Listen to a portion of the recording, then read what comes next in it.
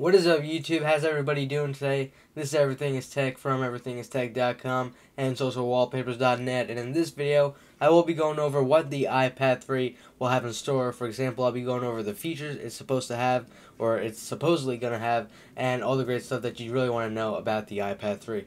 So the first feature I'm pretty sure the iPad 3 is bound to have is the Retina display with a possible resolution of 2048 by 1536.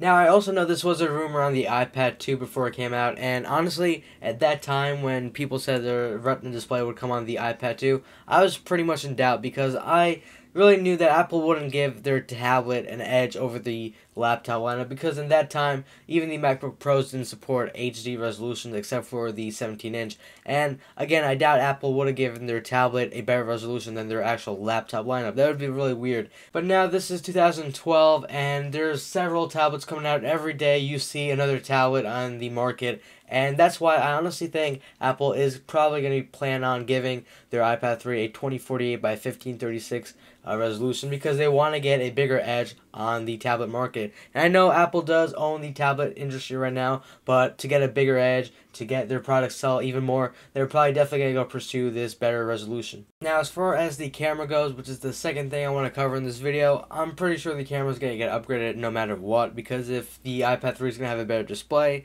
the camera is also definitely going to get upgraded. Now, as far as the back camera goes, I'm pretty sure it's going to have either a 5 or 8 megapixel camera. Now, I'm not entirely sure about this, but I am getting hints about it because, I mean, the iPhone has an 8 megapixel camera now, the 4S, and I mean, the iPad has to match the iPhone in some way as far as the camera goes, so either a 5 megapixel camera or 8 megapixel camera on the iPad 3. As far as the front-facing camera goes, on the iPad 2, I think it is a VGA quality, so I'm pretty sure Apple's going to upgrade that to either a 3 megapixel, or it might even have a 5 or 8 megapixel on the front as well. But as far as the front-facing camera goes, I'm looking at a 3 megapixel camera.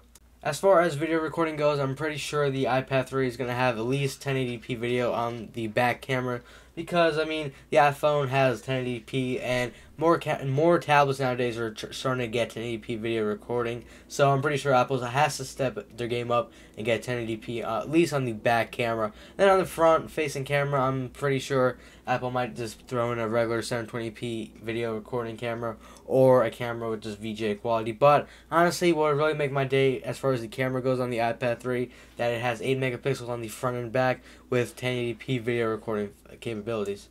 The next thing is the processor, and the A6 processor looks like a really good thing to come on in the iPad 3. Now, of course, this is manufactured by Samsung, and it was demoed in CES, and it turned out to be really nice, and we all are assuming that the iPad 3 will have this A6 processor by Samsung. Now, as far as that goes, I'm really looking forward to the processor on the iPad 3, because it will really give the iPad 3 a bigger edge than all of the other tablets in the market today. Now, I'm hearing a lot of stuff about people saying that how the iPad 3, if it does have a quad-core processor, it's going to be able to take on any high-end desktop, and I really had to disagree with this, because, first of all, you have to remember the iPad is a tablet, and it just doesn't have the amount of power that a desktop can have. With the desktop, you have intense amount of workforce that you can get. You can do a lot of things on a desktop as well as multitasking and everything. But the iPad 3, even though it's going to have a quad-core processor, you have to keep in mind that it's going to have not so great of a graphics card, and it doesn't have that much memory or RAM to it. So you really cannot compare the tablet to a desktop, even though the iPad is supposed to have a quad-core. So you have to keep that in mind. Of course, the iPad will be a lot more powerful than the second iPad 2 and the iPad 1, but it's not going to be able to match anywhere near a high-end desktop. The next few miscellaneous features that the iPad 3 might have is, one of them is definitely Siri. About 75% Siri will be present on the iPad 3, because just as you could tell by the iPhone, I'm pretty sure Apple's trying to implement Siri on all their devices, including their desktop, their laptop, and even their mobile devices. So I'm pretty sure that the iPad 3 will have Siri with it. The next thing I'm hearing is that the iPad 3 might have Final Cut on pre-installed with it.